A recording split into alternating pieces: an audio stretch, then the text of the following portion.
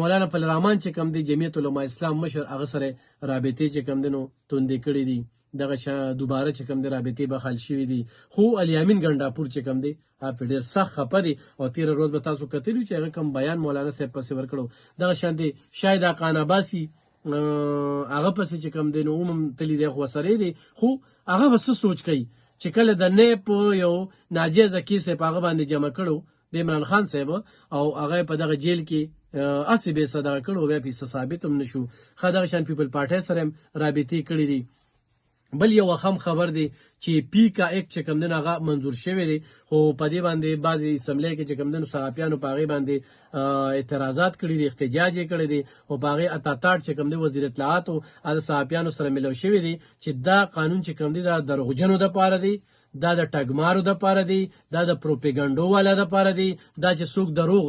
خبرونه خورئ دا د هغوی دپاره دی کوم چې جنوین صحافي دی د هغه چې کوم دی نو دی کې هېڅ قسمه داسې خبره نشته دی چې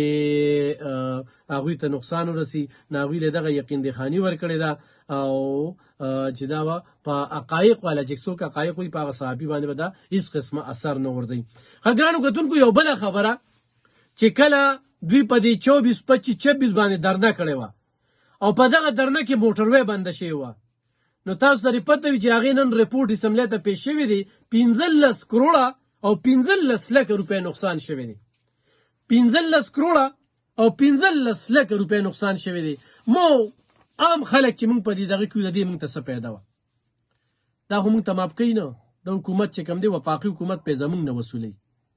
او د دې ذموار مونږ تاسو ځان سره وګورئ څوک یې ذموار وګڼو 15 کروړه او 15 لکه روپۍ چې کوم دی په دغه درنه کې نو نقصان شوی دی موټروی په مونږ خو چې پیښور ته بتلو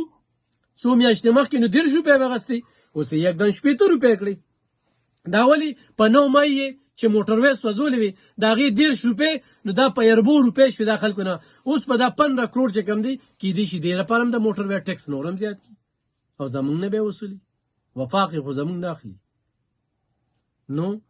دا یو بیل رپورټ چې کوم دی نو راغلی دی نن شهباز شریف چې کوم دی نو ټرمپ ته مبارکباد ویلی دي او بیا ورته یو خط هم لیږلی دی نه مخکې چې کوم دی نو ټویټ هم کړو او د سعودي دغه چې کوم دی شهزاد محمد بن سلیمان چې کوم دی هغه د ټرمپ سره په ټلیفون خبرې کړي دي او دا خبرې چې کوم دی نو هغه ویل چې دې وخت کې تعلقات چې کوم دی تعلقات نه هغه د سعودي عرب سره ټرمپ هم دا ویلي چې تعلقات چې کوم دی نو هغه ډېر ښه دي ورسره تعلقات ورسره ښه دي نو الریډي د سعودي او د